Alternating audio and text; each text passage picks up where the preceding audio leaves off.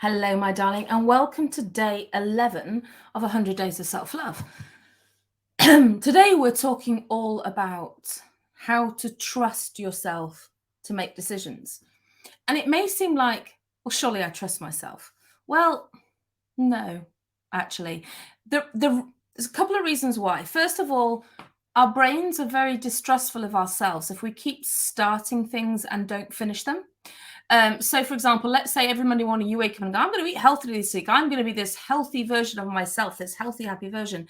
And by Monday at 11, you're already eating things that doesn't fit in with that schemata or that order of things that you think you should be doing. Your brain goes, yeah, in your head. And your brain learns not to trust what you say is the truth. But the most important thing is, when we make mistakes, which we all do, and we know that we do, and we're not perfect human beings because no one is.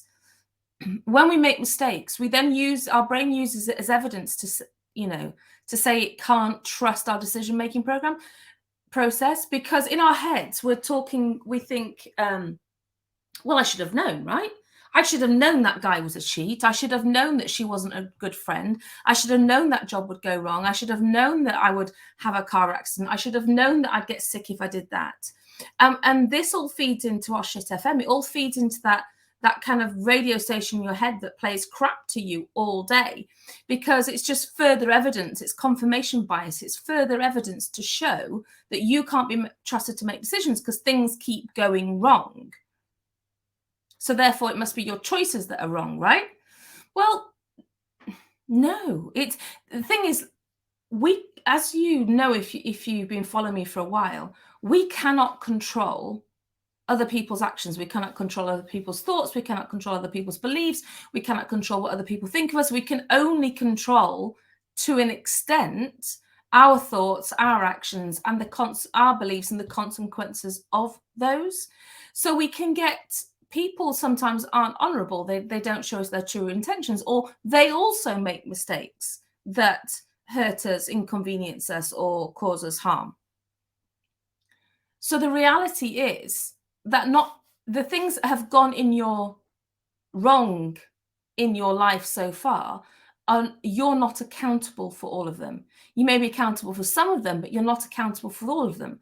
Now, if you've ever done one of my workshops like Komarebi, you'll know that I will always say you are responsible for healing yourself from them, but you're not accountable for everything that's gone wrong in your life. So we need to start telling our brains that it can trust us to make choices that benefit us. We can trust ourselves to do what's actually in our own best interest. How do we do that? We get better at making decisions, basically, that rely on our gut, on our instinct, and our female intuition, on our inner source power, however you want to describe it.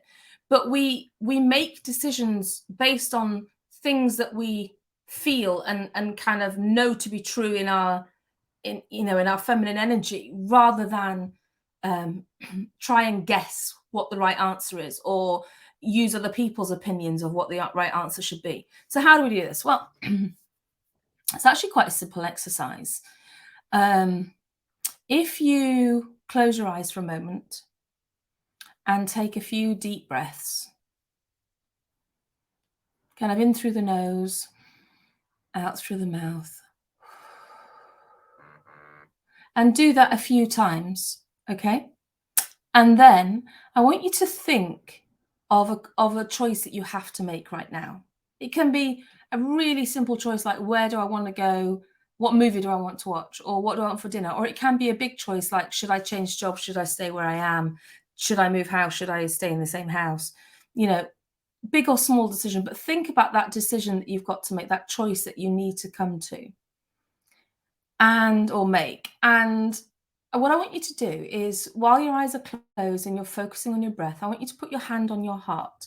Now, I always talk to my clients about putting their hands on the heart, because it kind of creates a circuit, and it kind of makes sure that your intuition is in a circuit with your brain, like the two are, your brain knows that they're connected. So you put your hand on your heart and you start to say to yourself, right, I've got two decisions to make. What decision do I have to make? Okay, choice A imagine yourself. So you've got to have a clear choice A and a clear choice B. And as I said, this decision can be a small one or a big one. And intuition, by the way, is like a muscle. The more you use it, the stronger it gets. So if you make smaller choices and you carry on using this method to make smaller choices every day, when you come to have to make a bigger choice, you're already so in tune with your intuition, you're already so in tune with your gut that you know the right answers. You just instinctively know them, okay? So with your eyes closed, think about yourself making choice A, okay? So put choice A into your head. That's the choice you're going to make. Then I want, as you're breathing, thinking about the air or the oxygen going in through your heart area where your hand is. So think about breathing the oxygen in and out of your heart, paying real attention to your heart. I want you to then notice how your heart feels. If you were making choice A, how would your heart be feeling?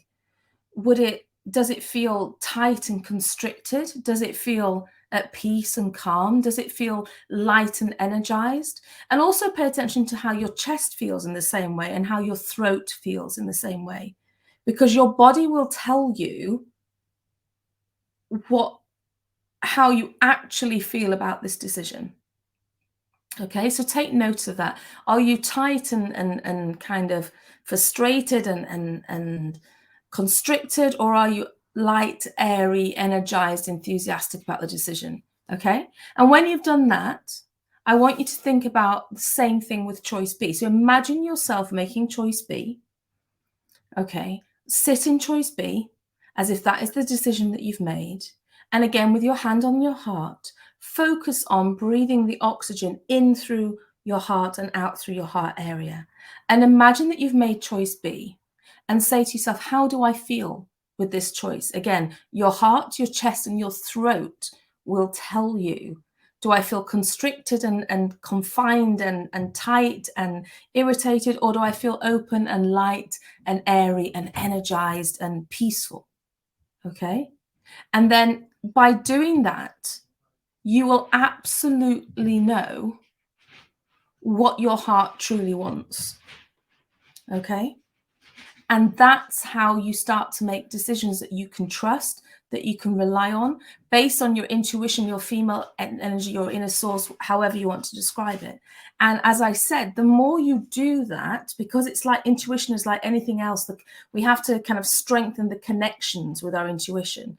The more you do that, the more you can rely on it and the stronger the connection gets.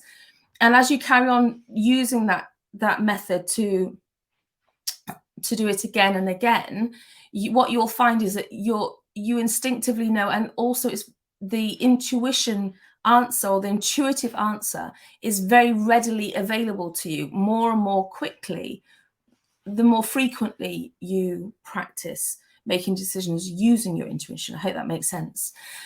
So self-love is about learning to trust that the decisions that you make are in your best interest and learning to trust yourself to make them. Hope that helps. As always, if you want to have any of the worksheets that go along with this series, you can register on the link below. It's at www.100daysofselflovechallenge.com.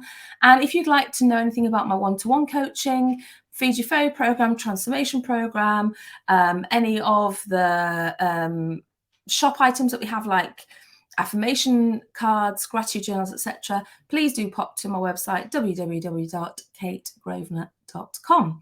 Hope that helps. I will see you tomorrow for day 12. Take care. Bye.